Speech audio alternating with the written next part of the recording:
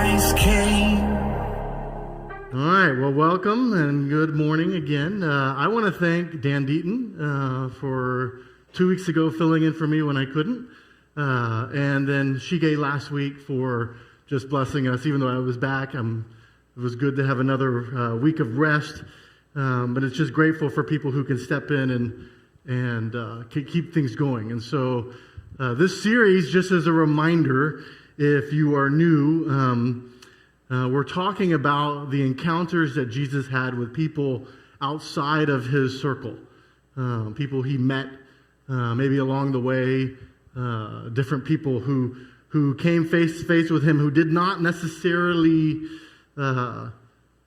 believe in him or side with him when they first met him. But the reality is that when they met him and they encountered him, their lives changed. And that's what the whole purpose of the series is, to remind ourselves that when you meet Jesus, nothing will ever be the same again. And I know that sometimes we can try to make Christianity into a way of life, kind of certain rules to live by, or kind of teams that we support in the sense of causes that we support. But I want to say Christianity is about meeting Jesus and being changed by that. And so this series is a reminder of that when we go through it. And today we're going to look at a special encounter that you'll find in Luke chapter 7 and Matthew chapter 8. And it's this encounter that Jesus had with a centurion, a Roman centurion. So let me read it again from Luke chapter 7, this passage. It says, after he had finished all his sayings in the hearing of the people, he entered Capernaum. Now a centurion had a servant who was sick and at the point of death, who was highly valued by him. And when the centurion heard about Jesus, he sent him elders of the Jews, asking him to come and heal his servant. And when they came to Jesus, they pleaded with him earnestly, saying, he is worthy to have you do this for him, for he loves our nation, and he is the one who built our synagogue. And Jesus went with them. And when he was not far from the house, the centurion sent friends, saying to him, Lord, do not trouble yourself, for I am not worthy to have you come under my roof. Therefore I did not presume to come to you, but say the word, and let my servant be healed. For I too am a man set under authority with soldiers under me, and I say to one, go, and he goes, and another one, come, and he comes, and to my servant, do this, and he does it. When Jesus heard these things, he marveled at him, and turning to the crowd that followed him, said, I tell you, not even in Israel have I found such faith. And when those who had been sent returned to the house, they found the servant well. Now, so to understand the significance of this story, I've got to give you some background that you may not just naturally infer from this passage. The first is, the centurion is a title given to a Roman military officer. Okay, so a Roman military officer, usually the centurion, there's it's a Roman, Greek kind of century in there. There's the idea of 100, meaning that they were typically in charge of from 80 to 100 soldiers. Now, if you don't know, you have to ask yourself, why in the world is centurion in Capernaum, which is right by Galilee? It's because Israel is an occupied country at this point. The centurion is there because Rome is in control, and they are governing. And Israel is occupied by Rome. They are not free to do whatever they want. Okay, and so the reason I bring this up is because these centurions were there for basically just two simple purposes. One is to make sure the taxes continued to flow, and that Rome would get its money from its the people that it has conquered. And two, that they would not rebel. So they were kind of peacekeepers. They didn't meddle with little affairs, but they made sure that anything that kind of might rise to the level of rebellion would be put down and put down quickly. They did not want people to think that they might be able to break free of the yoke of Rome. So when it came to the Romans and the indigenous locals, and it wasn't just Israel, but lots of countries, Rome looked at these people as kind of lesser than them. You know, if you were a Roman citizen, that meant you were honorable. You were classy. You had distinction. Everyone else was kind of what they call that tier 2 type people. Romans were the ones that were the smart, the conquering, the strong, and they saw everyone else as kind of as the rabble. And so Romans definitely looked down upon all of those. Now, the interesting thing is in Israel in particular, the Jews felt the same way about the Romans. They thought the Romans were the ones who were kind of like the animals, the heathens, pagans. And so they themselves viewed them as blasphemous and unclean, and thus they had nothing to do with the Romans.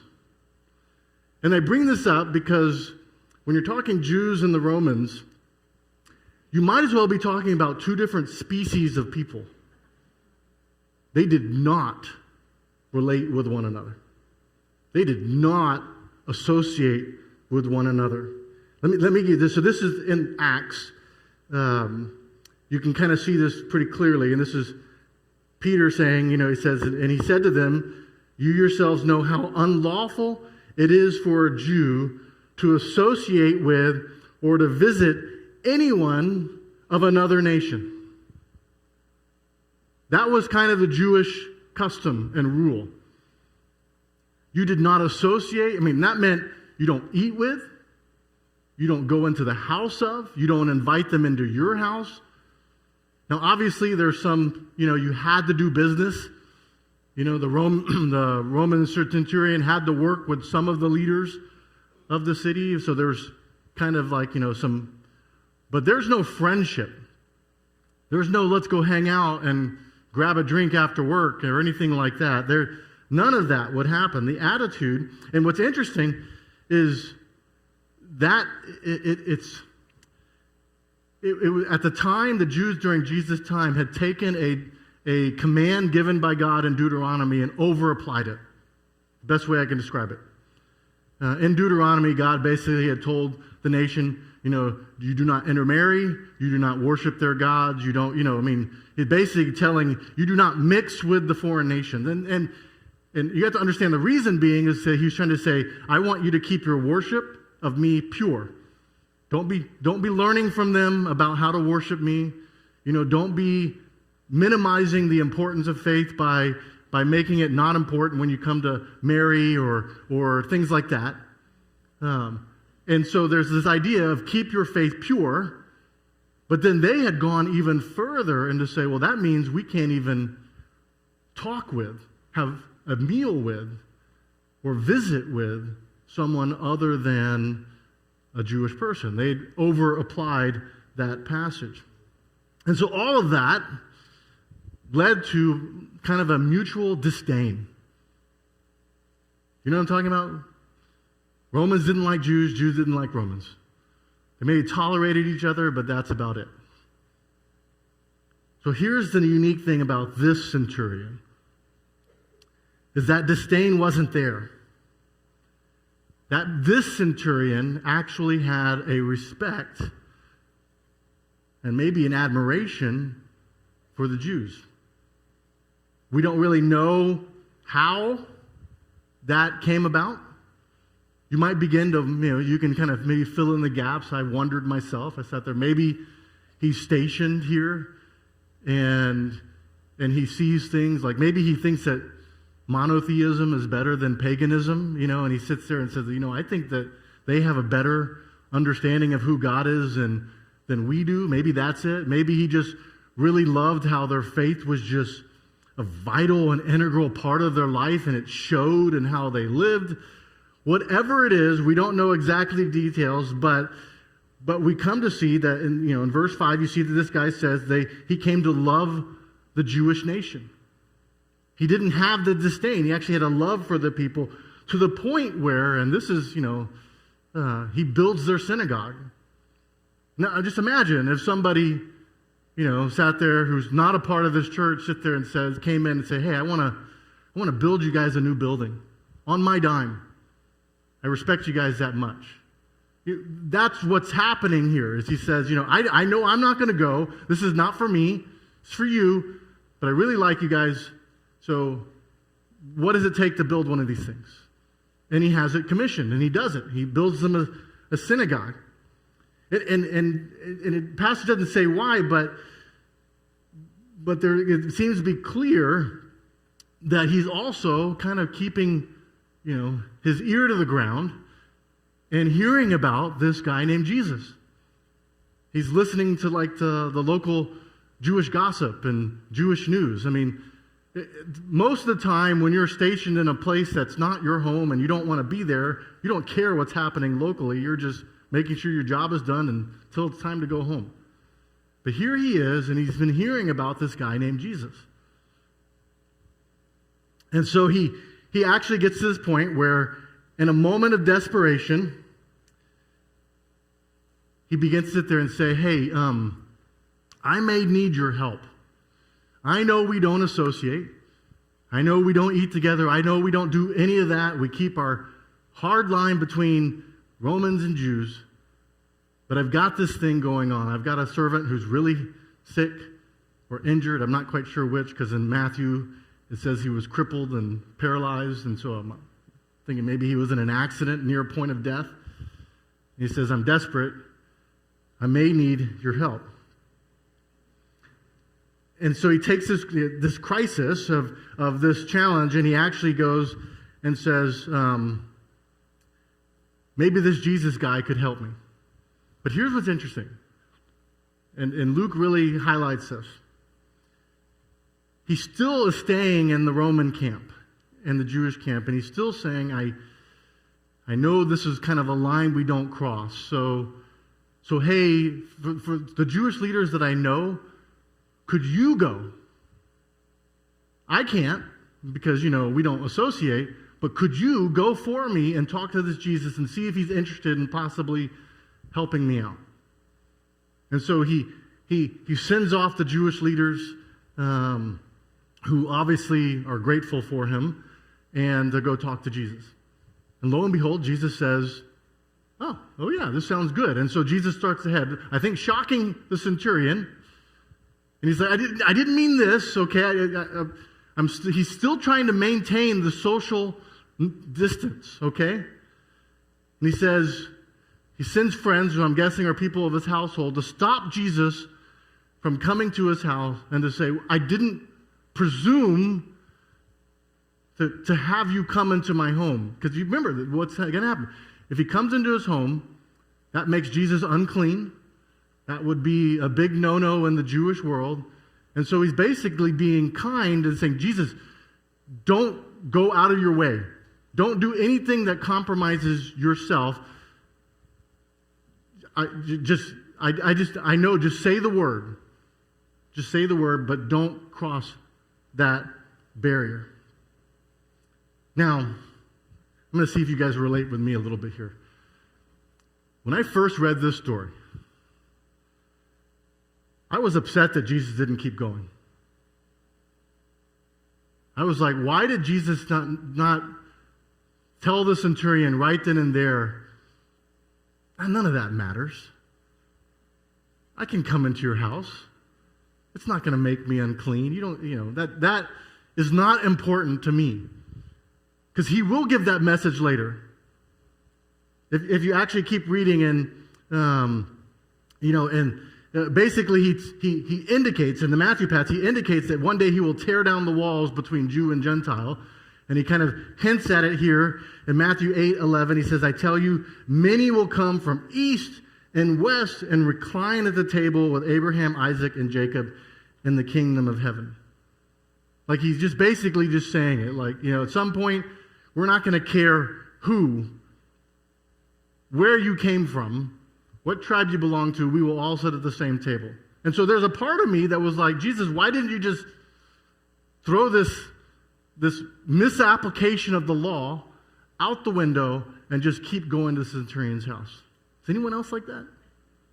I didn't like that. I didn't like that Jesus stopped and upheld a bad custom. I know some people, because of this, they've said, well, the amazing thing about this passage is that Jesus was able to heal from a distance. And that's kind of what they'll turn it into.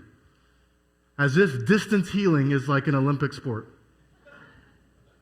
I was going to say, people will turn it into like, oh my goodness, he can heal from wherever he is. Can you imagine, I don't know, 300 yards away, can he heal him? And he's like, oh, yes, he did it. All right, 300-yard healing, fantastic. Who can beat that record?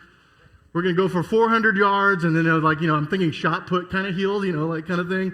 Can people heal from over a mile, over 2 miles, over 5? You know what I mean? That is one of the silliest applications of this passage I have ever seen. But that's where people go because Jesus didn't keep going. That is not the point. The point is that a non-Jew, a Roman person who did not feel like he belonged to the Jewish people, had faith in Jesus despite that incredible cultural divide. The centurion tells Jesus that he can heal a servant with a word.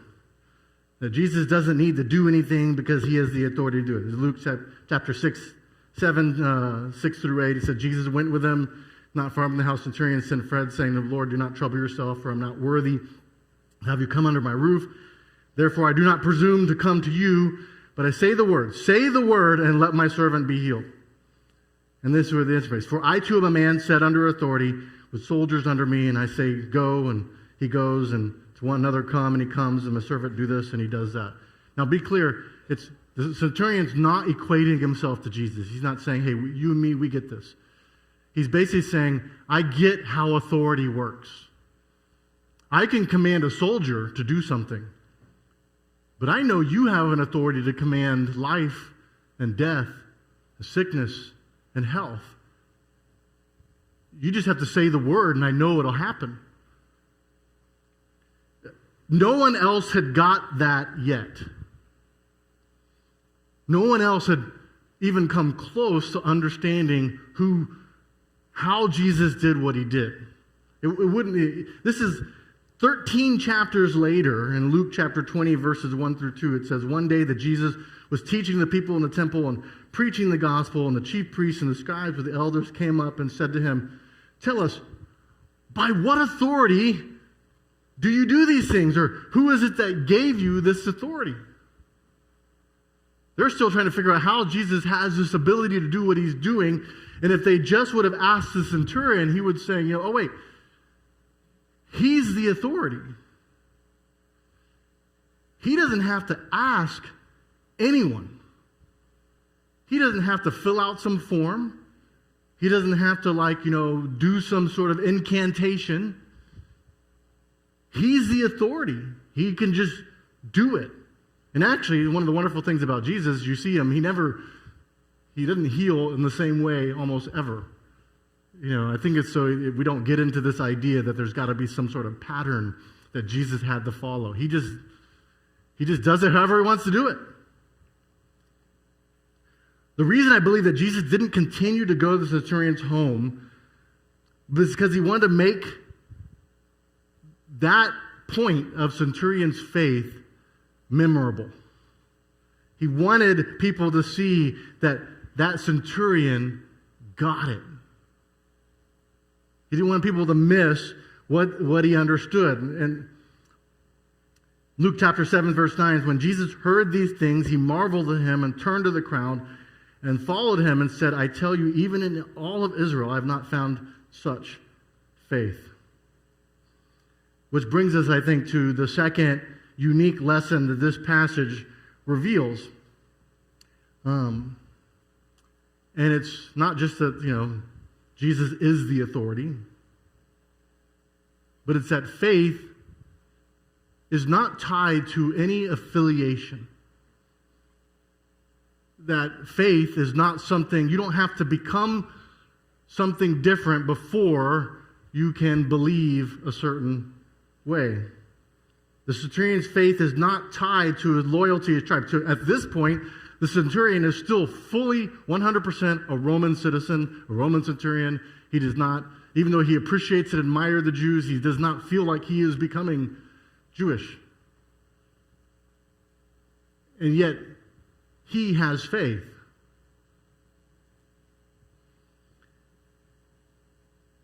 For now, he wants us to see and wrestle with the fact that faith and affiliation are not the same thing.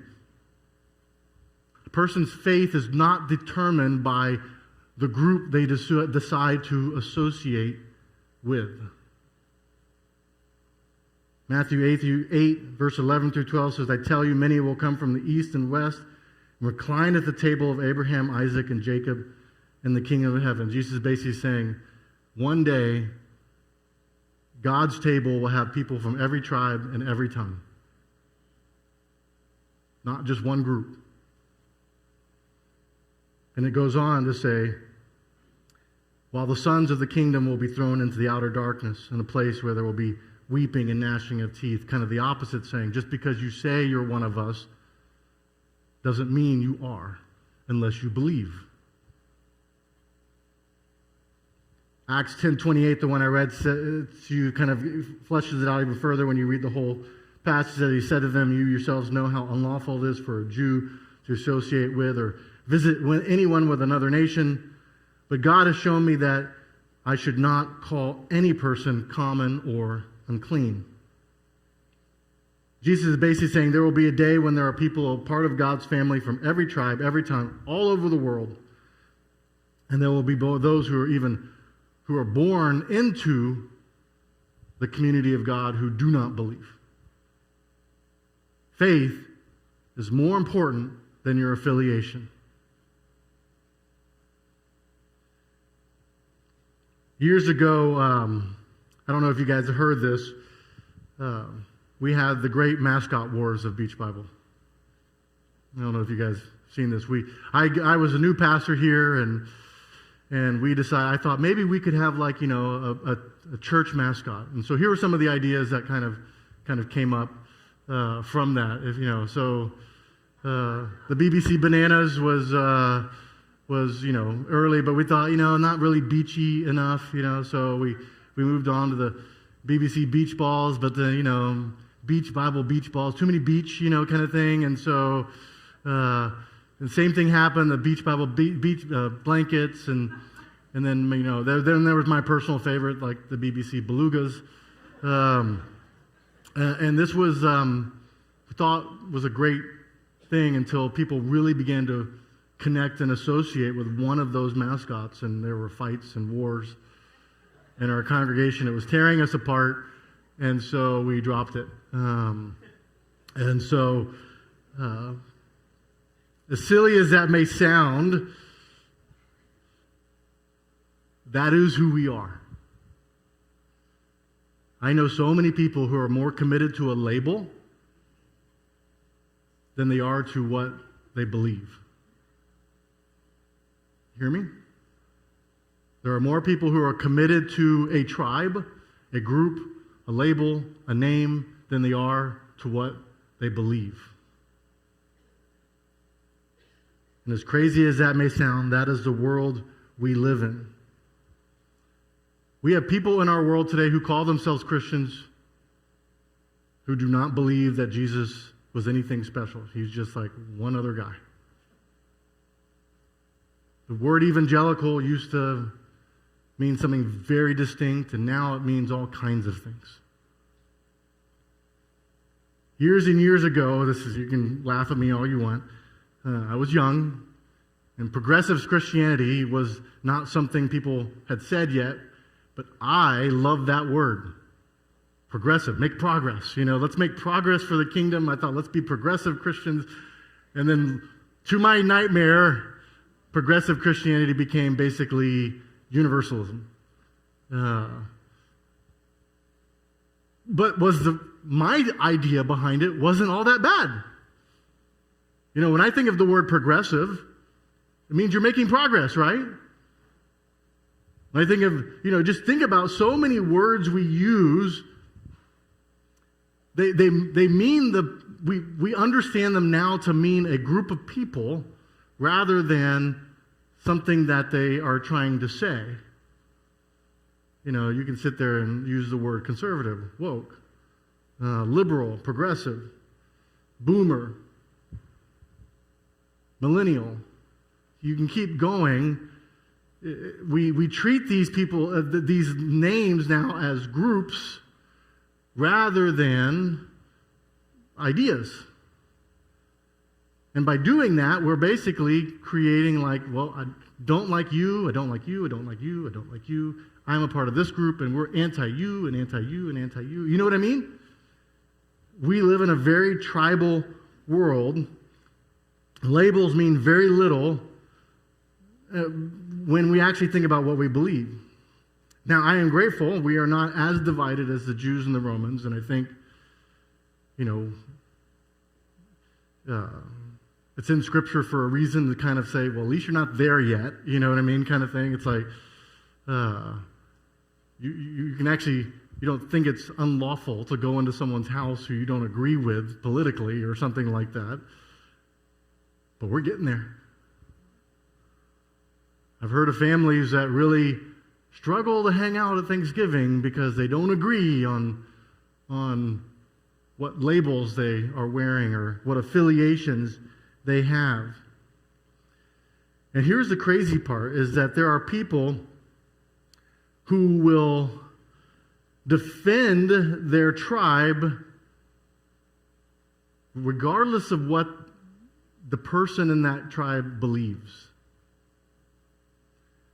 It's as if loyalty to one's tribe or group and hate of another seems to be of higher value than what we actually are saying. It's a major reason why sharing Jesus today with other people is so difficult. Because people will say, well, you're one of them, and I've been told that you are not for me, and so we can't talk. We can't have this discussion because you're on their side and I'm on this side. And so we don't have this discussion. It doesn't even matter what you're talking about. You could be talking about the most reasonable thing and they're like, nope, we don't talk because you're on the other side of the divide. This centurion gives us hope. Like I said, in a world far more divided than ours, Jesus teaches that it does not matter what label the person has on them. What matters is what they believe. It matters is what people see if they believe in the truth about Christ. Have you ever been in a situation where, let's say there's a friend you work with and they're like, no, you keep your Christianity yourself. I know you, kind of like, you do you, I'll do me. I don't want any of your, there's a no sale here kind of thing. Just I don't want to hear it. I've been in a situation, but then something happens, health, family, something like that, and then they're like, you could pray for me if you want. If that's, you can do your thing for me, I won't mind that so much, because right now I need it. You know those situations where because of something, people sit there and say, I don't really care about that divide as much anymore. I'd actually appreciate whatever you do, I'd appreciate it. As long as I know you're for me. That's basically what the centurion was going through. In order to get past the labels, I have found that we have to speak to people's what's going on in their head rather than trying to get them to move out of one camp and into another. There's this, and this may be naive of myself, but I honestly think that innate in every person, there's a desire for the gospel message, where they know that they mess things up. They know that there's things that they're ashamed of. They know that there's things they hope never get found out that might ruin them. And they wish they could be made clean, that could be erased from their record. And they wish that they could do that with someone would sit there and just say, let me take care of it. Let me cover that with grace and forgiveness. I think there's if you boil the gospel message down and help people understand the elements of it, there's very few people in our world who are like, well, that stinks. Most people sit there and say that would be wonderful. The challenge is getting them to like see past the labels. I remember once talking to a guy on an airplane and says, well, what do you think? I explained the gospel without using Jesus or anything like that. And he's like, I like that. And I said, okay, well, that's exactly what Jesus did. You could see the brakes hit. It's like, oh, but I can't be that Jesus is team Christian and I'm not team Christian. You know what I'm saying? It's amazing how people, they want it, but then the label keeps them from receiving it. In order to get past the labels, we ourselves must be people who don't live by them. You hear me? We've got to be people of faith. And it's about what we believe, not what we call our team or what team we associate with. There's an old song by Rich Mullins. I know that not everybody knows Rich Mullins, but it's called Creed. It's been redone. Shane and Shane did it, by the way, so if you're a little hipper, but it's got this great line in there, and it says, I believe what I believe. It makes me what I am. I'm not making it, but it is shaping me. And in a nutshell, we as Christians are defined by what we believe, not because we're on some team or some group. We're defined by what we believe. By making it about faith rather than affiliations, you actually help others see what is important and what isn't. You can actually talk to someone and say, hey, I don't know what you think about me, but let's just put the labels aside and let's just talk about what you believe. And begin to start sharing some of the basics. Maybe it's that there's a God who made you, that maybe you're not. You know what I mean? And then go into the whole elements of the gospel to begin to unravel and show someone what does it mean to be someone who's encountered Jesus. I honestly believe in a world committed to labels, the church has this amazing opportunity to not be defined by them, but to begin to speak about faith and what that means. Let's pray. Lord Father, thank you so much for the centurion, and even in his misunderstanding of what mattered, he revealed that faith is bigger than anything in this world that we might associate with. Faith is what matters. Lord, I don't know what happened to this guy, but I know the people I've seen in my own life who've begun to see that what they believe is what defines them. Pray, Lord, that you'd help the church transcend the barriers and the divides that are in our world and speak the message of truth. May people know that we believe in a Lord who loves us, willing to die for us, if we would only turn and be saved. May people turn, Lord, to you knowing that there's no door or barrier between you and them. And we pray this in Jesus' name.